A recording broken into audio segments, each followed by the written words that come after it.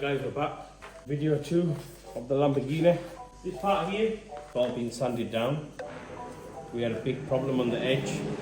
It wouldn't meet the body of the car, it had a big gap. What we did was we applied heat here, and what the heat did for us was it made this area soft, and we used a rubber block to push this area down to get into the gap. I'll show you. This is the opposite side. This side here, I could get my finger in there. That's how big the gap was. What I've done is I've used a heat gun all the way across the edge, and then I've used a piece of rubber to massage the shape. Whilst I was massaging it, I've used cold air because the part's still warm, so it's still trying to form a different shape. As I was pressing down with the rubber block, I've used cold air to then freeze it into its new position. Once that was done, this is the next stage. Filler the whole part, and then I don't want to swear, but the nightmare is you don't just make the part from the outer surface, you have to resurface all the interior of the part as well. And that's because this part has two pieces. So from here to here is one mold, and from there to there is the inner mold. It's two pieces joined together on the edges. Right, let's see how this fits. So that stops on the edge there. If you look around the whole edge of the part, the fitment is amazing. If you want to zoom into that and show them the fitment all the way around the edge, and if you come around this side, what we do is we focus on the fitment around the edge all the way. This had a big gap. All this had a finger-sized gap, I'd say about a centimetre.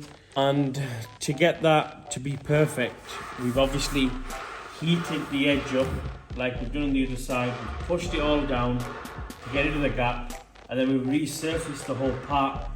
Because when you heat up the 3D printed part and you press down on it, you change the whole dynamics of the part. You change the whole contours and the shape.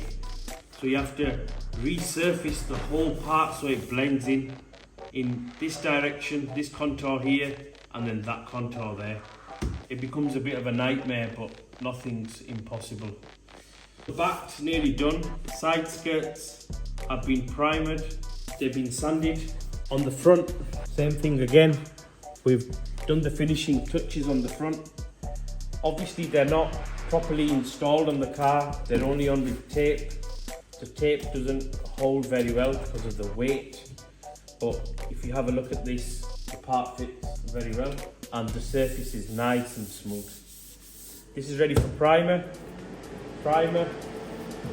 other side primer, which we'll do today, which will be in part 3 of the video. Finish off the rear, hopefully primer them tomorrow, and then I believe next week we'll be painting. So in part 3 there'll be the process of primer, sanded down, parts ready to paint, and we'll paint the parts and machine polish next week. Share, subscribe, any comments, comment below. Try our best to get back and reply to these comments as soon as we can. We're busy during the day. The rest of the staff is running the online business. We do try our best to answer all comments, and see you on the next one.